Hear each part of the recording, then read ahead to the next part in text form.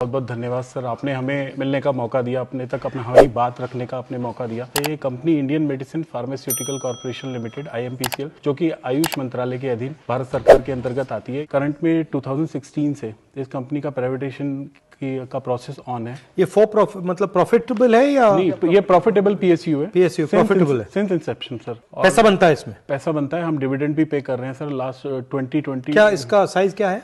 ये अभी सर जो हमारा टर्नओवर है अराउंड 250 हमारा टर्नओवर है 250 CR का, और कंपनी लगातार प्रॉफिट में है सर।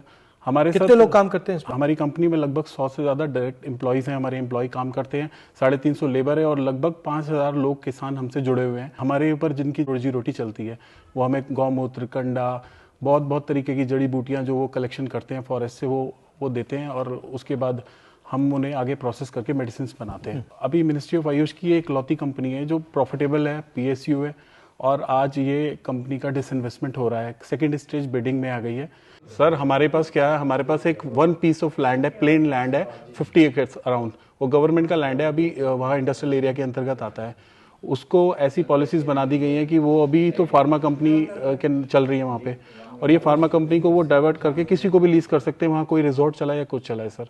क्या चाहते हैं हम, क्या करें, पार्लियामेंट में रेज करें? सर आप अपनी जो आपकी एक वॉइस है sir, loud and clear voice में जो अपनी बात रखते हैं सर, वैसे सिर्फ हमारी इस बात को एक बार प्रधानमंत्री जी को बोलिए। हम तो उनको लेटर लिखते लिखते थक गए, शायद आपकी बात सुनेंगे और एक बार इसको रिकंसिडरेशन में डालेंगे। आप कह रहे थे कि किसी की आंख जमीन पे है, तो प्राइवेट या बंद करना चाह रहे हैं और फिर उस जमीन को बेचना चाह रहे हैं, कुछ आइडिया है आपको कि उनकी क्या, उनका योजना क्या है? वेरी फर्स्ट टाइम जब इसका कंपनी का ये डिसाइड हुआ 2017 में कि इस कंपनी को प्राइवेटाइजेशन किया जाएगा, उसके बाद 2019 में पहली बार इसका बिड पब्लिश हुआ, EOI पब्लिश हुआ। तो EOI पब्लिश होने के बाद उसमें कुछ बिडर्स थे तो वो बैकआउट कर गए, कुछ वहाँ पर इश्यूज थे वाटर के एंड ऑल, तो वो बैकआउट कर गए। उसके बाद अक्टूबर 2023 में दोबारा से इसको जो और एसेट्स, लैंड है और फैक्ट्री है?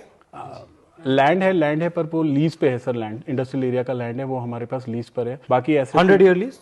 हाँ, और क्या एसेट्स है? बिल्डिंग्स हमारा इंफ्रास्ट्रक्चर है, प्लांट एंड मशीनरी है, हमारी मशीन है जो हमारे दवाइयाँ हम बनाते हैं, पैकेजिंग की।